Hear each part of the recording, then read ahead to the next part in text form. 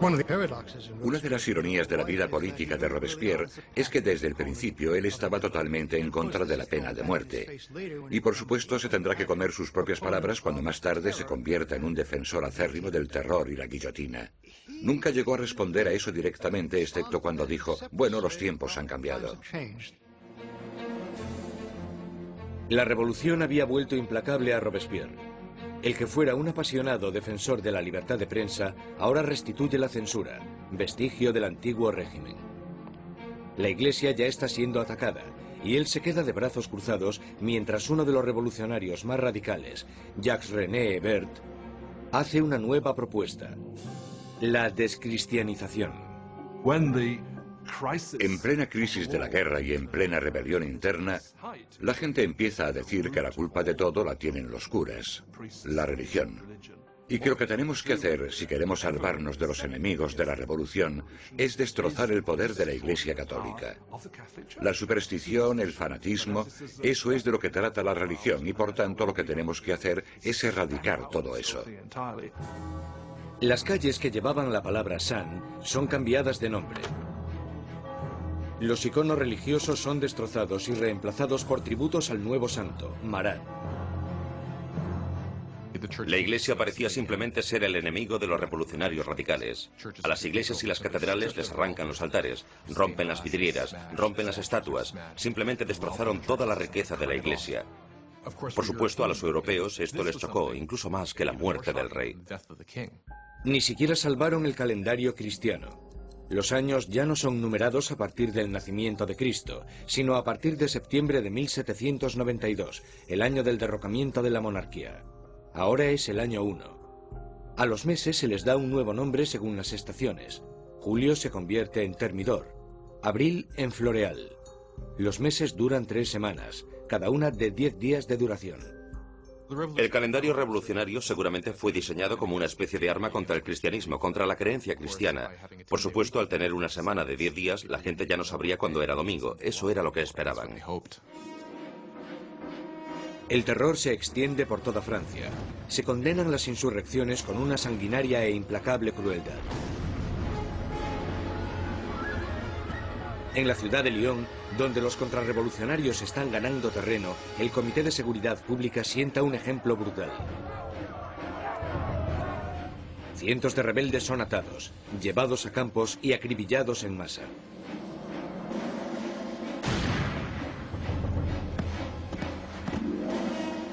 Una región llamada la Vendée, al oeste de Francia, también se ha convertido en bastión de la contrarrevolución. Barcas llenas de rebeldes y curas atados entre sí son hundidas sin piedad. Más de 100.000 personas son asesinadas solo en la zona de la Vendée. En París, la hoja de la cuchilla cae a un ritmo aún más frenético.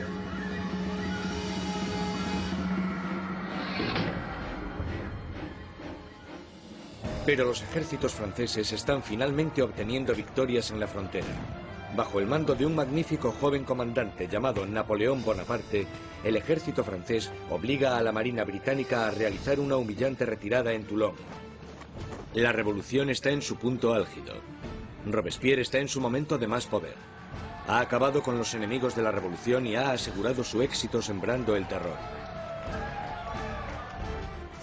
Durante un tiempo el terror fue un mecanismo muy efectivo para conseguir la unión del país, la unión del gobierno y para luchar en lo que fue después de todo una guerra en varios frentes, en el frente este, en el frente norte, contra enemigos externos. Una guerra civil en la zona de la Vendée, que fue la más sangrienta de todas, y también una guerra civil contra los girondinos y otros revolucionarios en contra del gobierno. El terror había alcanzado sus objetivos, pero no se para ahí, y no parará hasta que destruya al hombre que lo sembró. Maximilien Robespierre.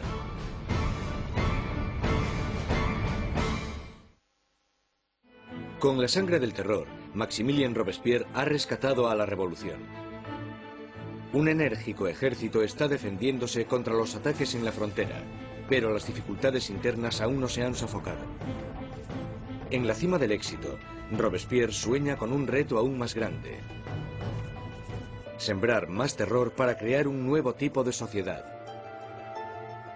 La República de la Virtud. Con virtud se refiere a la virtud cívica. Es un principio fundamental para Robespierre. Por ejemplo, no puedes ser un ciudadano virtuoso con simplemente obedecer la ley. Debes de estar activamente involucrado en el trabajo del Estado, y eso incluye acabar con los enemigos del Estado. El 5 de febrero de 1794, Robespierre da un discurso destacando su filosofía. El terror sin la virtud es desastroso, pero la virtud sin el terror no vale para nada.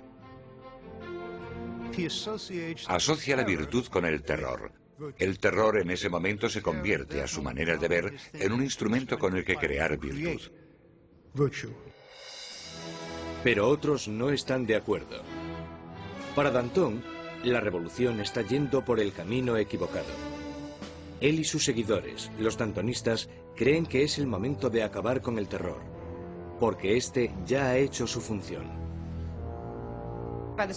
En la primavera de 1794 las cosas empiezan a mejorar. Ya no hay tantos problemas con la comida, la campaña de guerra está yendo mejor, y Danton está diciendo básicamente que necesitan establecer una nueva base de gobierno, moverse hacia la normalización. Robespierre piensa que es demasiado pronto. Danton empieza organizando un grupo para debatir cómo acabar con el terror.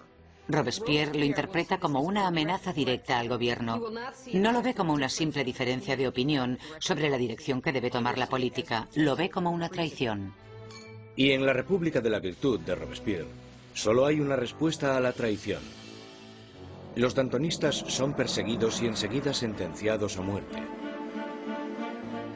Robespierre ha mandado a cientos al patíbulo, pero estas ejecuciones le ponen nervioso. No acudirá a la decapitación de sus antiguos amigos y aliados.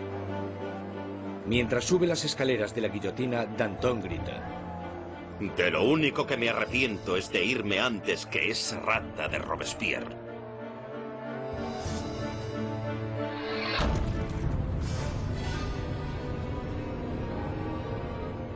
Con los dantonistas fuera de su camino, Robespierre inicia en Francia un período aún más sangriento y terrorífico. El Gran Terror. El Gran Terror es el nombre de la última fase del terror que duró desde la primavera hasta el verano de 1794. En este periodo, el ritmo de las ejecuciones empieza a aumentar de verdad, con lo que se desata el miedo, principalmente en París, aunque en todo el país empieza a aumentar de manera exponencial. Se calcula que al mes en París se realizaban 800 ejecuciones, y al final del periodo incluso más.